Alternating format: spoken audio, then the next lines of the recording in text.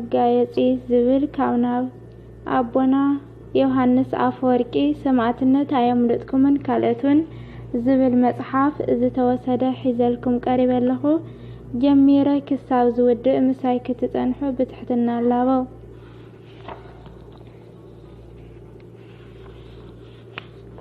ሓቀኛ መጋየፂ እዘን ደቀይ ህፃናት ምግቢ ክበልዑ ኣብ ዝኽእልሉ ዕድመ ምስ በጽሑ ጥብ ኣዲኦም ክገድፉ ከም ዘለዎም ከመይ ኢሎም ከም ዝበኽዩ ትፈልጣ ኢኸን።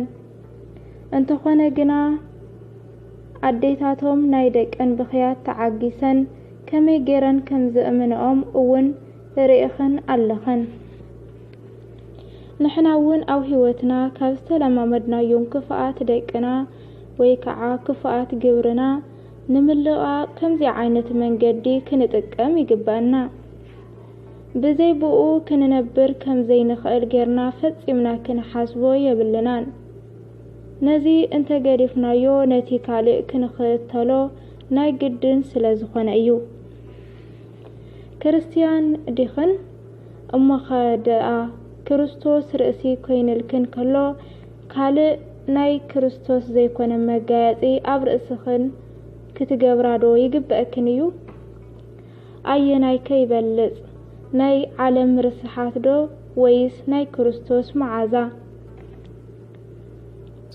እዘን ደቀይ ናይ ክርስቶስ ኣካላት ከም ዝኾንክን ፈጺምክን ኣይትረስዓ። ክርስቶስ ካብዚ መልክዕኽን እዚ ንላዕሊ እቲ ባዕሉ ዝሃበክንን መልክዕ እዩ ዝደሊ። ንጉስ ዝፈትዎ መልክዕ እቲ ናይ ነብስና መልክዕ እዩ። መዝሙረ ዳዊት መዝሙር 44 ፍቅዲ 11። ስለዚ ፈጺምና ነብስና ነታልል ኣይንኾን። እግዚአብሔር ኣብ ስርሑ ጎደሎ የብልን እሞ ኣይንታለል። ናይ እግዚአብሔር ስራሕ በኣና ዝመሓየሽ እንከን የብልን እሞ ኣይንዓሹ። እስከ ሓንቲ ቀላል ኣብነት ከምጽእ እሞ ከረድአክን ክፍትን። ሓደ ምድራዊ ንጉስ ናይ ባዕሉ ምስሊ ስኢሉ ይህበክን ንበል። ኦ ንጉስ ኣብዚ ትኽክል የለኻን፣ ኣብዚ ሸነኽ ድማ ከምዚ ክትገብር ነይርካ እናበልና ኣብ መልክዕ ክንውስኽን ክነመሓይሽን ንኽእል ዲና። ናይ ንጉስ ስራሕ ክነመሓይሽ ምፍታን ከእቲ ንጉስ እንታይ ዝብል ይመስለክን? በዓልኻትክን እስከ መልሶ። እዘን ደቀይ ጽቡቓት ኮይንኽን ክትኾናዶ ትደልያኽን? እዚስ በቲ ንስኻትክን ትገብርኦ ኣይኮነን። ኣንተን ኣንስቲ ንሰብኡትክን ባህ ክተብልኦም ዶ ትደልያኽን? እዚ ትገብርኦ ዘለኽን ባህ ኣየብሎምን እዩ። እኳ ደኣ ካልኦት ንዓኻትክን ከም ዝምነዩኽን ኢኸን ትገብራ ዘለኽን። ከይኣረክን ነዊሕ ክትጸንሓ ዲኽን ትደልያ? እሞዚ እትገብርኦ ዘለኽን ደኣ ደይ ቀልጢፉ እዩ ዝአርግ። ክብሪ ዲኽን ደሊኽን? እዚ ደኣ እሞ መዓዝ ይኽብር ኮይኑ?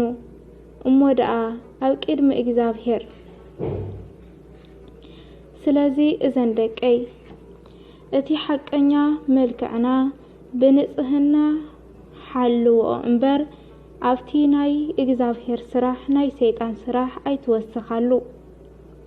ኣብዚ ዓለም እዚ ኣብ ቅድሚ ሰብኡትክን ጥራሕ ዘይኮነሲ ኣብቲ ዝመጽእ ዓለም ኣብ ቅድሚ መላእኽቲ ብዓብይኡ ድማ ኣብ ቅድሚ እቲ ናይ ነፍስኽን ጎይታ ኣብ ቅድሚ እግዚአብሔር ደስ ዘብልን ዝተፈተወን መልክዕኽን እዚ ንጽህናኽን እዩ። ስለ ቅዱስ ቃሉ ቅዱስ እግዚአብሔር አምላኽና ይኽበር ይመስገን። ናይ አቦና ቅዱስ ዮሐንስ አፈወርቂ በረከቱን ረድኤቱን ምስ ኩለና ህዝበ ክርስቲያን ይኹን። ንዓና ዝማ ዝተማዓድናዮ ኣብ ልቦናና ሓዲሩ ክነተግብሮ እግዚአብሔር አምላኽ ብጸግኡ ይደግፈና። አሜን። ኣብ ዝወደቐን ኣብ ዝነጠበን ብኣፈ ትጉሃን መላእክቱ ይተኣረመለይ። ጽኒልኩም ስለ ዝሰማዕኹምኒ ኣብ ትገብርዎ ናይ ሕልና ጸሎት እግዚአብሔር አምላኽ ጽኒሉ ይስማዕኹም። አሜን። ወስብሐት ለእግዚአብሔር ወለወላዲቱ ድንግል ወለመስቀለ ክቡር አሜን።